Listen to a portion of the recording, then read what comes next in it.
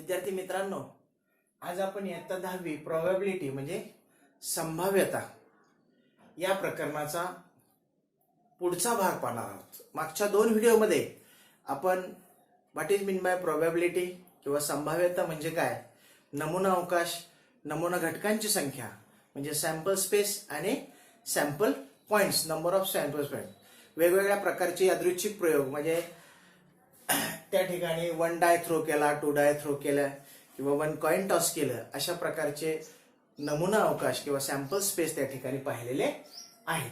हा आपला 3रा व्हिडिओ आहे. निश्चितपणे हा व्हिडिओ तुम्हाला आवडेल. व्हिडिओ संपूर्णपणे पहा आणि पूर्ण पाहिल्यानंतर जर व्हिडिओ तुम्हाला आवडला तर या चॅनलला लाईक आणि सबस्क्राईब करायला विसरू नका. Today we have to see the event. What is mean by event? The outcome satisfying the particular condition is called as a event. Means घटना. एखाद्या नमुना अवकाशामध्ये जे काही सॅम्पल्स पॉइंट असतात, हे सॅम्पल्स पॉइंट एक पर्टिक्युलर कंडिशन सॅटिस्फाईड करतात आणि ह्या पर्टिक्युलर कंडिशन सॅटिस्फाईड करणाऱ्या सर्व नमुना घटकांच्या संचाला आपण घटना असं म्हणतो किंवा त्यालाच आपण इंग्लिशमधून इव्हेंट असे या ठिकाणी म्हणणार आहोत. आता थोडक्यात या इव्हेंट विषयी थोडक्यात माहिती पाहू. Suppose if I have done experiment that is 1 coin is tossed. Coin समजा एच, काय मिळणार आहे मला? नमुना अवकाश या ठिकाणी S. S is equal to एक तर मला छापा मिळेल किंवा तर मला काटा मिळेल, हेड मिळेल किंवा टेल मिळेल. Suppose if there is a event A, घटना ए अशी आहे की हेड मिळेल, तर या ए घटनेमध्ये मला कुठल्या कुठल्या पॉइंट्स मिळतील? तर फक्त H. Okay. And number of sample points in event A that is N of A is equal to किती येईल या ठिकाणी? 1 येईल. इथं N of S is equal to किती होतं? 2 होतं. इथं N of A is equal to किती आलं? 1. अशा प्रकारे या इव्हेंटवर आपल्याला प्रॅक्टिस सेट 5.3 या ठिकाणी काय करायचं आहे? सोडवायचं आहे. चला तर मग आपण पाहूया सराव संच 5.3 मधलं पहिलं एक्झाम्पल.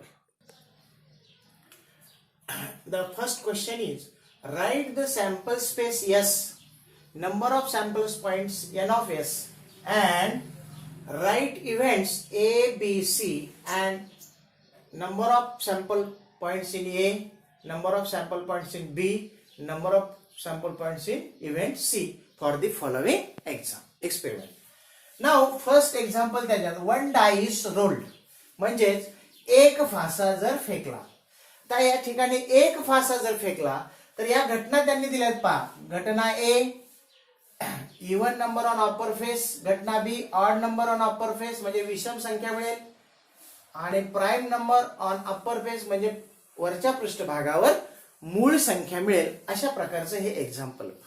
पण सुरुवातीला प्रोबॅबिलिटी मध्ये म्हणजे संभाव्यतामध्ये कुठलंही एक्झाम्पल आलं तर पहिला आपला यादृच्छिक प्रयोग काय, रॅन्डम एक्सपेरिमेंट काय, तो 1 डाइस रोल्ड म्हणजे एक फासा फेकला. म्हणजे सुरुवातीला आपल्याला नमुना अवकाश एस आणि नमुना घटकांची संख्या एन ऑफ एस ही लिहावी लागते. तर त्या ठिकाणी इथे एस काय असेल पहा माझा.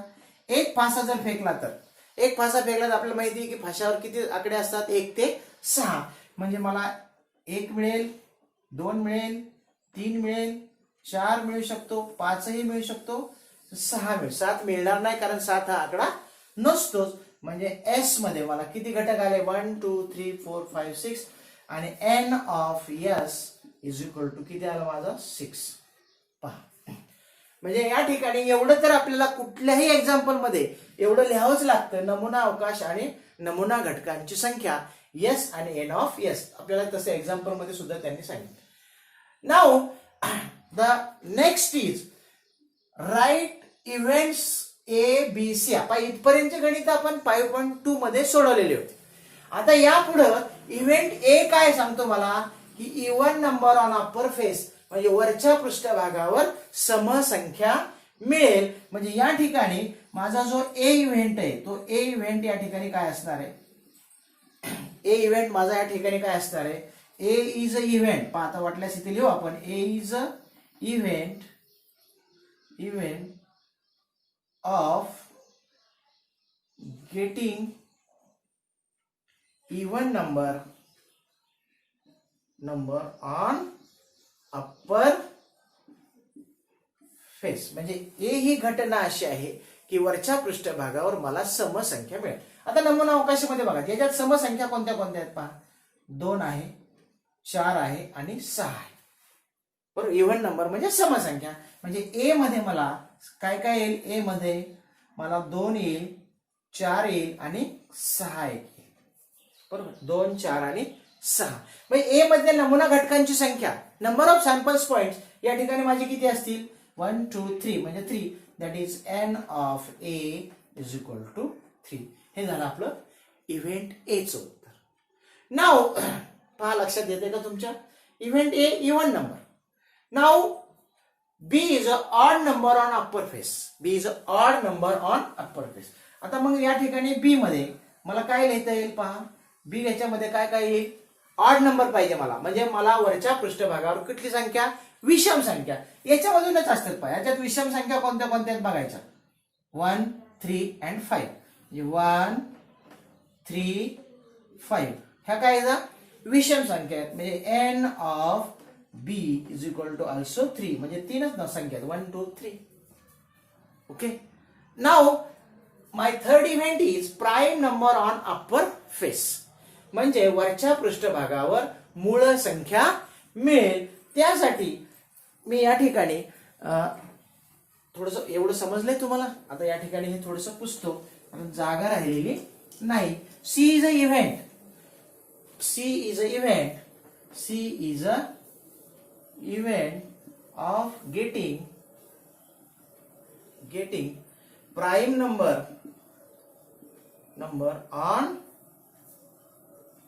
Upper face. म्हणजे या ठिकाणी वरच्या पृष्ठभागावर मला कुठली संख्या मिळेल. मूळ संख्या. आता मग या ठिकाणी सी मध्ये कुठले कुठले घटक येतील पहा. लक्षात घ्या विद्यार्थी मित्रांनो, अतिशय महत्वाची गोष्ट या ठिकाणी सांगणार आहे मी, की बऱ्याच वेळेस मूळ संख्या किंवा प्राईम नंबर म्हणून विद्यार्थी 1 लिहितात. 1 इज नॉट प्राईम नंबर. म्हणजे एकही मूळ संख्या नाही, ती फक्त विषम संख्या आहे. लक्षात ठेवा. मग मूळ संख्या म्हणजे प्राईम नंबर म्हणजे काय असतं, किंवा मूळ संख्या म्हणजे नेमकं काय असतं, की ज्या संख्येला दुसऱ्या कोणत्याही संख्येने भाग जात नाही अशा संख्येला आपण काय म्हणतो, मूळ संख्या. परंतु 1 ला दुसऱ्या कुठल्याही संख्येने भाग जात नाही, पण तरी सुद्धा 1 ही मूळ संख्या नाही. 1 is not a prime number. Okay. म्हणजे प्राईम नंबर म्हणून 1 नाही. 2 आहे का. Yes. 2 is a only even number that is prime. 2 is a only even number that is prime. म्हणजे 2 ही अशी फक्त एकच समसंख्या आहे की ती काय आहे, मूळ संख्या. लक्षात ठेवा, हे महत्वाचं आहे. 1 ही मूळ संख्या नाही. 2 इज अ प्राईम नंबर. 2 ही मूळ संख्या आहे. नंतर मग पुढचं तुम्हाला समजतंय. 3 एक मूळ संख्या आहे, 4 नाही, 5 एक मूळ संख्या आहे, 6 सुद्धा नाही. म्हणजे 2, 3 आणि 5 या 3 संख्या काय येतात, प्राईम नंबर आहेत. म्हणजे याच्यामधल्या नमुना घटकांची संख्या एन ऑफ सी बरोबर किती येईल या ठिकाणी, 3 येईल. तर अशा प्रकारे आपला जो त्यामधला पहिला सब क्वेश्चन आहे तो पाहिलेला आहे. त्यानंतर आपण पुढचा प्रश्न त्या ठिकाणी काय करूयात पाहूयात. 3 कॉइन्स आर टॉस्ड सायमल्टेनियसली. म्हणजे 3 नाणे एकदाच फेकले. कंडिशन ए म्हणजे event A to get at least 2 heads. म्हणजे कमीत कमी 2 छापे मिळतील. B event to get no heads. म्हणजे छापा मिळणार नाही. आणि C condition to get the head on second coin. Okay. Now first we have to find out the sample space S. Means S is equal to या ठिकाणी 3 coins आहेत. 3 नाणे या ठिकाणी काय केलेत मी, फेकले. 3 नाणे फेकलेत म्हणल्यानंतर समजा फर्स्ट टाइम 3 नाणे फेकले तर सगळ्यांच्यावर मला हेड हेड आणि हेड मिळेल. ओके. तुम्हाला मी सांगितलं होतं 3 नाणे फेकले असता सॅम्पल स्पेस कसे राहील. आता काय करायचं, 2 याच्यावर छापा आणि एकावर काटा. पण तो फिरवायचा. काटा फिरवायचा म्हणजे काय करायचं पहा, H H T.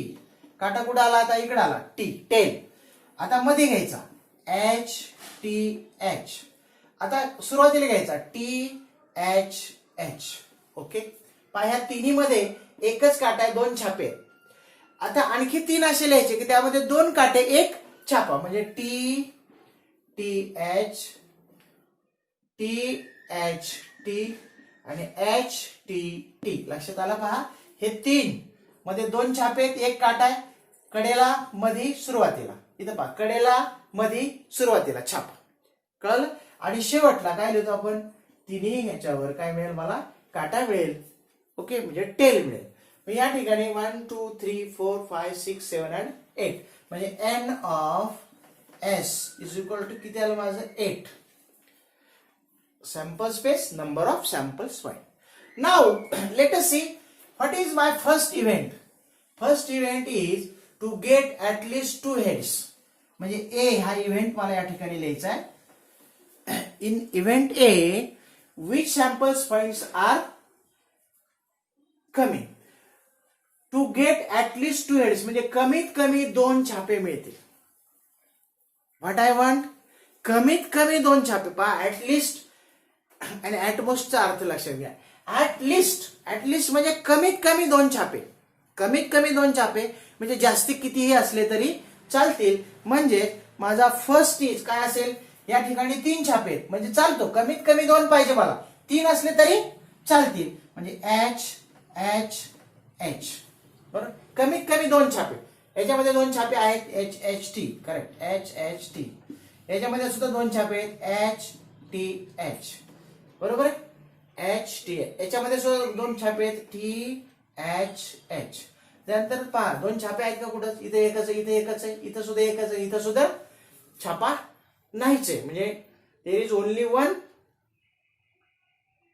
Head, only one head, there is no head. म्हणजे या ठिकाणी किती येईल, आता या ठिकाणी 1 2 3 4 that is N of A is equal to 4. पहा, कमीत कमीचा अर्थ या ठिकाणी निश्चित लक्षात घ्या.